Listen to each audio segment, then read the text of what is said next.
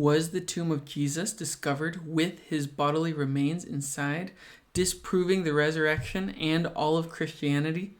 Some scholars and a lot of people certainly think so.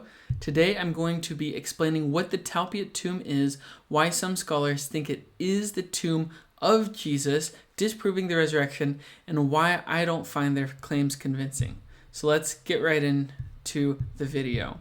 First of all, what is the Talpiot tomb? The Talpiot tomb is a Jewish tomb that became famous after a documentary directed by James Cameron, known most notably for his films Avatar and Titanic. And the documentary claimed that the Talpiot tomb was the tomb of Jesus and his family. Inside were 10 ossuaries with human remains inside. An ossuary is kind of like a coffin, but it's a Jewish bone box. So after Jews buried people, they would wait until the corpse decomposed, and then they would go back into the tomb and they would collect the bones and put it into an ossuary, which is kind of like a coffin for the bones of the person that had died.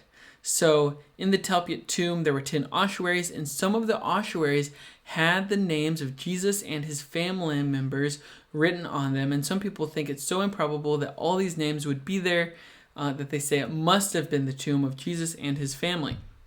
Here's what the Talpiot tomb looked like. And let's get into what were some of the names that were in the tomb. There was the name Jesus, son of Joseph, was written on one of the ossuaries. Also the name Mary.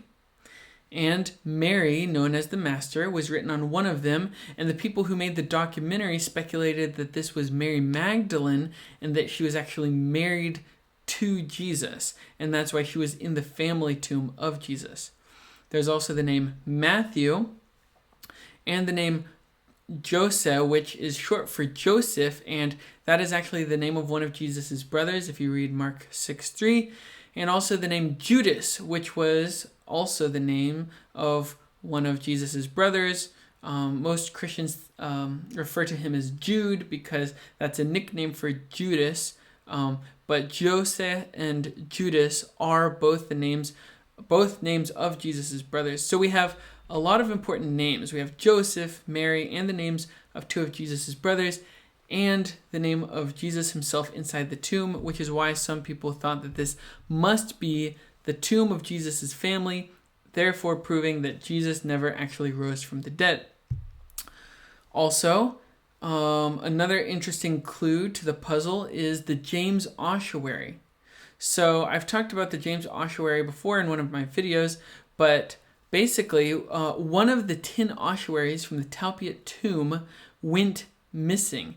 And an ossuary with the inscription James, the son of Joseph, the brother of Jesus, exists from unknown origins, but recently scholars have connected this ossuary to the Talpiot tomb by testing the soil of the James ossuary, and apparently it matches the soil from the Talpiot tomb. They're able to look at the chemical composition of the soil and kind of come up with like a fingerprint of the location by their soil analysis, and they determined that the James ossuary did belong to the Talpiot tomb, and therefore the James ossuary is likely the missing ossuary from the Talpiot tomb because the James ossuary would give more evidence by adding the name James. So we would then have James, Joseph, and Judas, Jesus' brothers, plus Joseph and Mary, and potentially Mary Magdalene,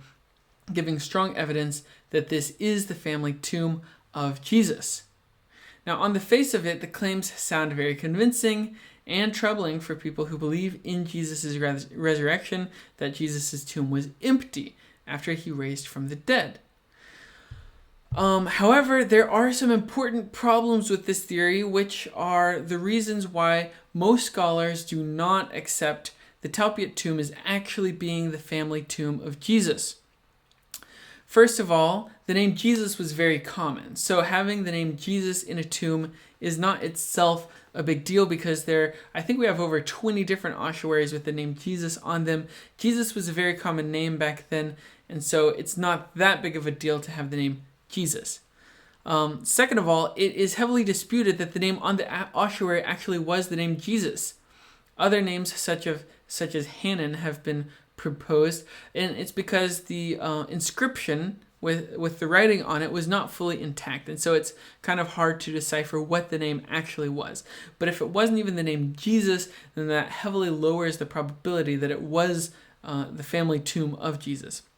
Likewise, the names Joseph and Mary are some of the very most common Jewish names. I think Mary is the most common female Jewish name in this time period in Jerusalem, and so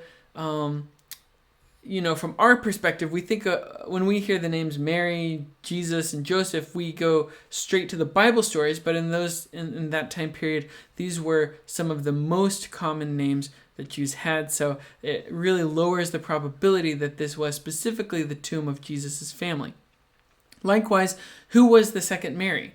Like I mentioned, the documentary tried to claim that it was the wife of Jesus, Mary Magdalene. However, there is actually no historical evidence that Mary Magdalene was the wife of Jesus. None of the Gospels claim this. None of our earliest sources claim this. It's kind of a popular theory from the Da Vinci Code and other kind of fringe theories out there, but scholars don't actually most scholars don't think that Jesus was married, much less married to Mary Magdalene. There's very little evidence of this. And we actually have good evidence for thinking Jesus was not married. And this comes from 1 Corinthians 9:5. In 1 Corinthians 9, Paul is talking about how he gave up a lot of his rights as an evangelist so that he could fully focus on ministering to the Corinthians. And so when he's talking about some of his rights, he said, "Did I not have the right to take along a wife, as some of the apostles and brothers of the Lord did?" So he's saying, I had the right to take a wife, but I chose not to so that I could fully focus on ministering to you, the Corinthians. And then in order to prove that he had the right to take a wife as an evangelist, he points to the highest authorities of people who also did take on wives, such as Peter. So he says the apostles and brothers of the Lord, they had wives. Now it's interesting he doesn't mention Jesus, which would be the highest authority he could appeal to if Jesus had a wife. And the fact that he doesn't appeal to Jesus is indicative that Jesus did not have a wife, which is the picture that we get from the Gospels as well. But Paul is an even more important source because Paul personally knew the brothers of Jesus. He knew James, the brother of Jesus, as he mentions in Galatians. And he also personally knew Peter, as he mentions in Galatians, and John. And surely James, the brother of Jesus, and Jesus' two closest disciples would have known if Jesus were married or not. And so Paul, by extension, would have known if Jesus were married because he had such a close connection to Jesus' family to where he would have obviously known. And the fact that he indicates that Jesus wasn't married is strong historical reason for thinking that Jesus wasn't married. And therefore this tomb, if this Mary were the wife of Jesus, that doesn't fit the historical evidence that we have.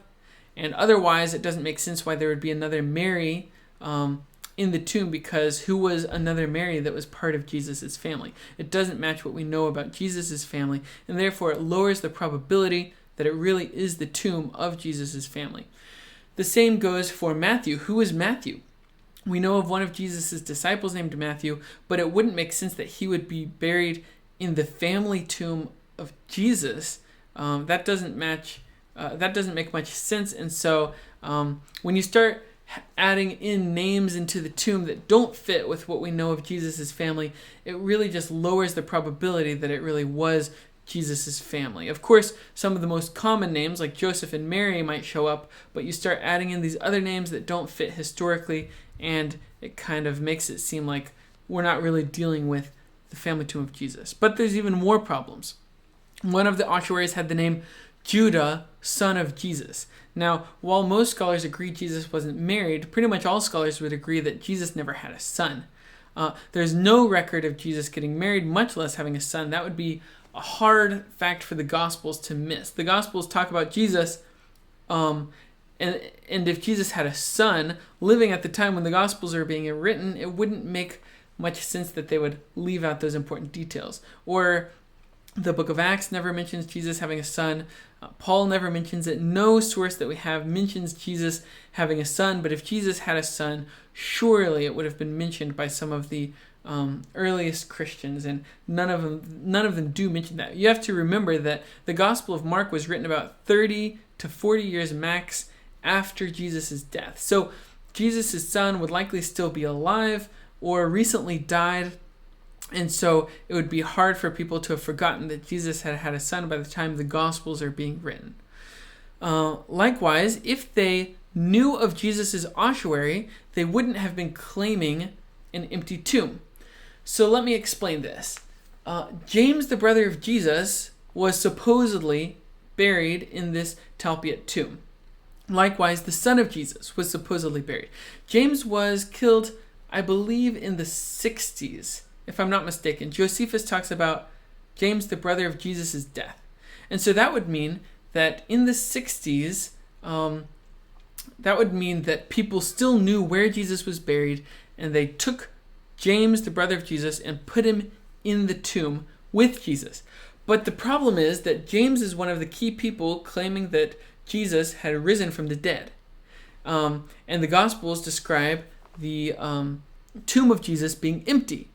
So if everyone knew where the tomb of Jesus were, so that they could bury Jesus' son there, and bury Jesus' brother there, bury Jesus' wife there, if everyone knew where Jesus' tomb was, then why would they be claiming that the tomb was empty? Why would they be claiming that Jesus had risen from the dead if everyone knew where his tomb was with his bones in it? Remember, with ossuaries, they would let the corpse decay, and then they would go back about a year later and put the bones in an ossuary. So that would mean that they had let Jesus' body decompose, and then they took his bones, put him in the ossuary. How would they all be claiming that the tomb was empty and Jesus had risen from the dead if they had taken the bones of his body and put him in an ossuary and everyone knew where that ossuary was? It just doesn't make sense historically. Likewise, the 10th ossuary that went missing, that was supposedly the ossuary of James, the brother of Jesus, that ossuary actually had not had an inscription on it, and it didn't have the same dimensions as the James ossuary. So it couldn't have been the James ossuary, and therefore it doesn't make sense that the James ossuary would have come from the Talpiot tomb. And for these reasons, it just doesn't make sense that the Talpiot tomb is the family tomb of Jesus. It certainly has some interesting combinations of names, but it's just very unlikely given all of these extra facts that kind of lower the probability that it is the tomb of Jesus' family. It's just very improbable that it really was, and therefore the Talpiot tomb is not good evidence that Jesus never rose from the dead. Thanks so much for watching the video. Be sure to subscribe. I have lots of other interesting videos planned that will be coming out soon, and you won't want to miss them, and I'll catch you in the next video.